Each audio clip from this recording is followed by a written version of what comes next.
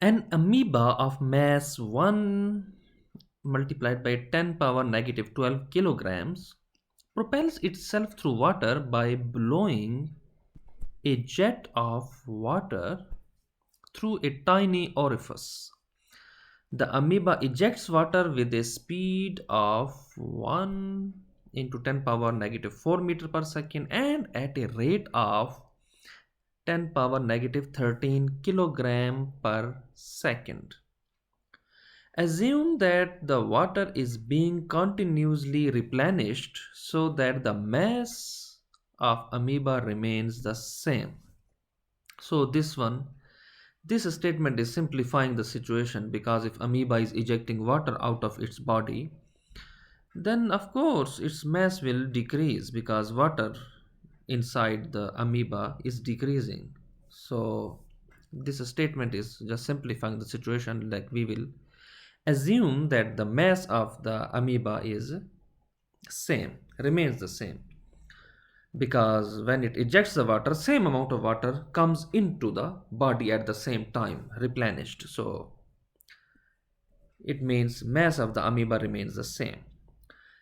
So the first question is, if there were no force on amoeba other than the reaction force caused by the emerging jet, what would be the acceleration of the amoeba? We need to find the acceleration of the amoeba because it is ejecting water out of an orifice. And we know that when water comes out, this problem is actually related to the water coming out of a pipe or some similar situation. So suppose we have a pipe and water is flowing. So when water comes out of the pipe, it has a certain force. So if I put a wall or something, water will hit the wall with certain force. And we can calculate this force because this force equals mass times acceleration. So this is mass of the water, this is acceleration of the water. So we can calculate the force of the water with which it will hit the wall. And we have solved a similar question before. So I strongly suggest you to watch that lecture where I have solved a similar problem, and I spent a long time in solving that question because I described all the background knowledge and a lot of other things. So I strongly recommend you to watch that lecture before you can watch this one, because I will skip a lot of detail and I will just talk to the point. So it is saying that there is an amoeba. So just for your information, amoeba is a unicellular organism. Unicellular mean it consists of only one atom, although size of the atom is big, but it consists of only one atom. So when I say the atom is big, it doesn't mean you can see it with naked eyes. No, you can't see it with your naked eyes, and you need a powerful microscope to see it. It lives in fresh water and ponds.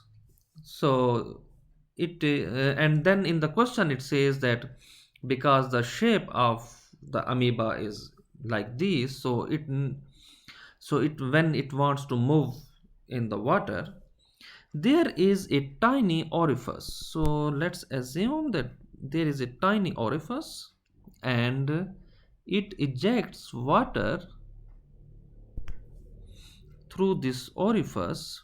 So we can assume like it is a pipe. So when the water comes out, so I told you that when water comes out of a pipe or some container, circular container, it has some force F. So if we have something in front of that water, that thing will feel that force. Now here is the situation how the amoeba will move this in this direction, because when water comes out of the orifice, it will push the amoeba in the backward direction, and we are familiar with this principle. This is the Newton's third law, that when amoeba will push the water out of the orifice, the water will push back the amoeba in the opposite direction but with the same force. So it means amoeba will move with force F, and only difference is in the direction, because this force here with which the water will hit anything, if it comes on its way, is F, then amoeba will get a push in the backward direction or opposite direction to this F, but with the same amount. So this is how amoeba will move. So let me tell you something about amoeba. As I told you, amoeba is a unicellular organism and you can't see it with naked eyes. It lives in fresh water.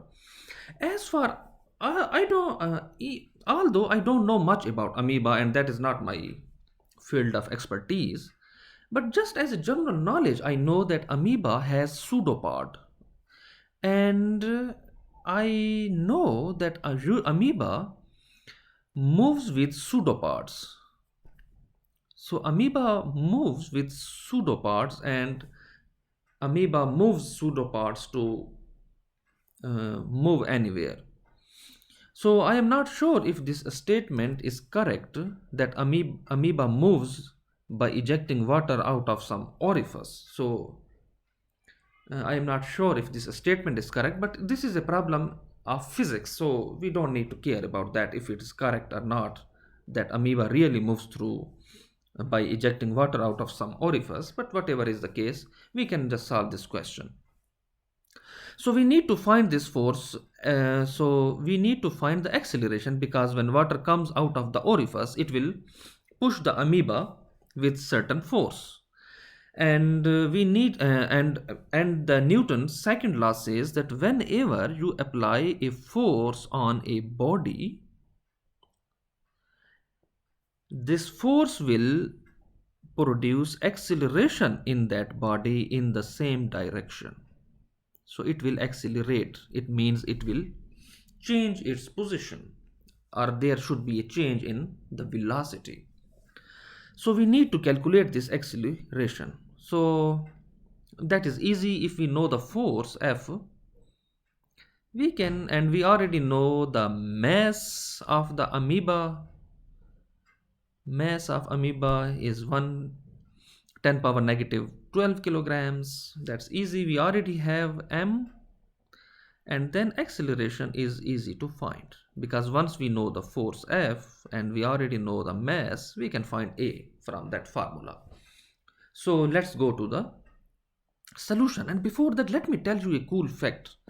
I told you amoeba is a unicellular organism, and be careful, it could be dangerous. There are brain-eating amoebas. So be careful if you go to a fresh water or some lake or a pond. If you want to play in the water, be careful.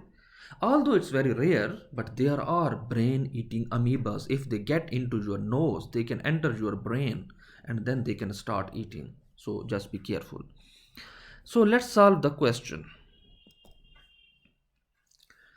So first we need to find the force, because once we have the force, F equals m a, and a equals a, which is the acceleration produced in the amoeba, it will be equal to F over m.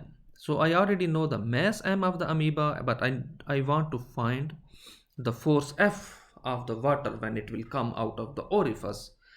I need to find the force by which it will push the amoeba in the opposite direction. So we know that if we have a pipe and water is coming out of that, you can just imagine it is the orifice of the amoeba. So when the water comes out, so this is equal to mass times acceleration. This is here, the mass is mass of the water and acceleration is acceleration of the water. So I can write m, and I can write acceleration as change in velocity over time, because acceleration is change of velocity with respect to time. Then I can write it like that: mass of water over time this is mass of water over with respect to time multiplied by change in the velocity.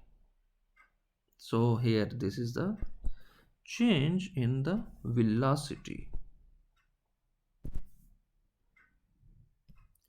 So let me go back to the question.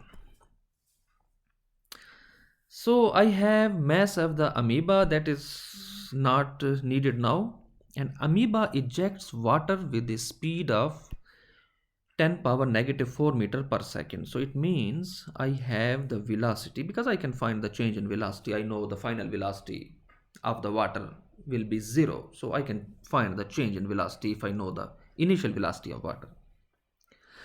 And then the next I need to know is mass per unit time. So let's see if we have that quantity.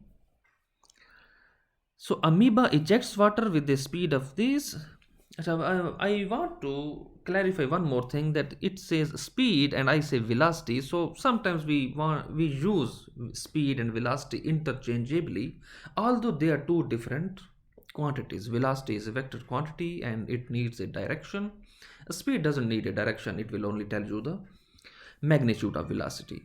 So I just want to clarify that whether it's speed or velocity, I use these two terms interchangeably, although it is not right, and velocity is a different quantity than speed. So with the speed of this meter per second and at a rate of 1 10 power negative 13 kilogram per second. So do you get it? What is that? This rate, at a rate of this mass of water per second. So it means we already have mass per unit time, which this is what we need here. We need mass per unit time and then change in velocity. We can find the force of the water when it comes out of the pipe, and this is the force. If I put something in front of this water, this thing will feel this force, and when the water comes out of this orifice, the water will push back whatever is the object behind with the same force but in opposite direction. So this will be the same force which the amoeba will feel. So I have m over t, I can calculate delta v, the change in velocity, and then I can find the force of the water. So let's calculate it on another slide. F equals m over t multiplied by change in velocity. So let me put the values. So the rate, this one, just remember that this is mass per unit time, because I can see the unit. It is kilogram. Kilogram is the unit of mass, and per second is time. So this is mass per unit time. So it is 10 power negative 13. So I can write it here. 1 10 power negative 13 kilogram per second multiplied by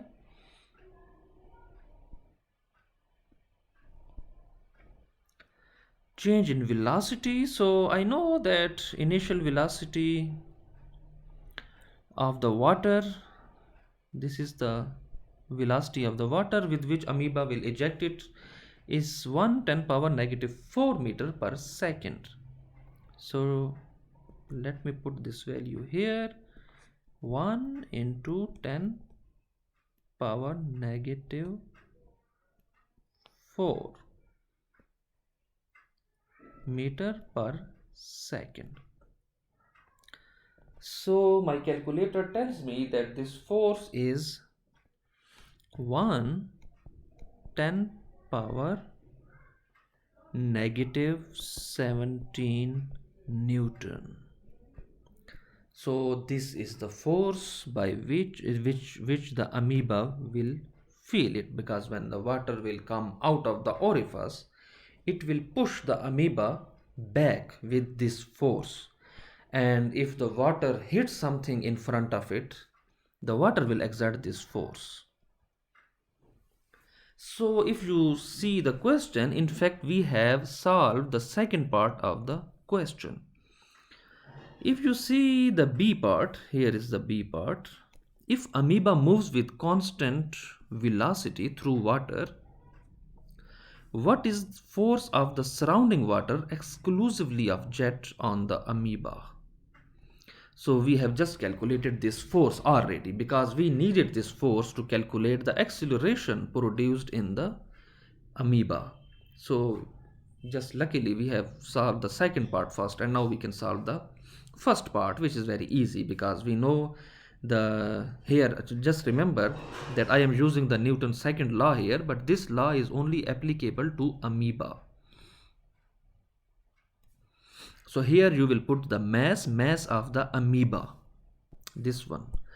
But when we were solving the second part, if you see this here, this mass was actually mass of the water, but luckily we were given this whole quantity, mass per unit time. So we just put this whole value of this whole expression, and not only the mass, but just remember that here this mass is actually mass of the water. But now when we will find the acceleration produced in the amoeba, we will put mass of the amoeba, which is given at the top, 10 power negative 12 kilograms. And then we need to give this force we have calculated, because this is the force amoeba will feel when water will come out of the orifice. So let's solve it here. So acceleration A produced in the amoeba equals F over mass of the amoeba. So let me correct it.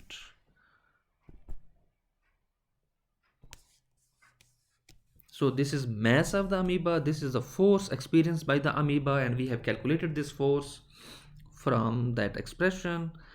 So let's see what is that force the water will exert on the amoeba. It is 10 power negative 17 Newton.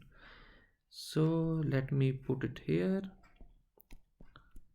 into 10 power negative 17 Newton over mass of the amoeba. So let's see what is the mass of the amoeba, is 10 power negative 12 kilograms.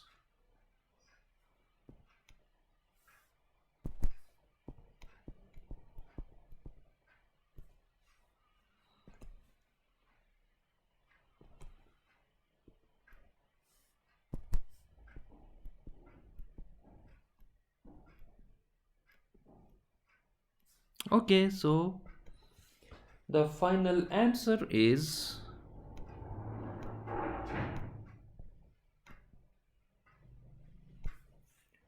10 power negative 5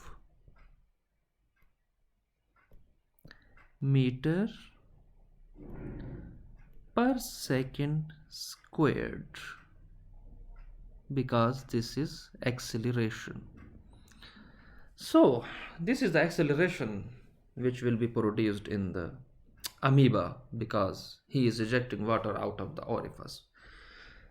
And I hope you will understand this question very well, and I strongly suggest to watch my previous lecture in which I have solved another example, and there is a lot of detail about such problems.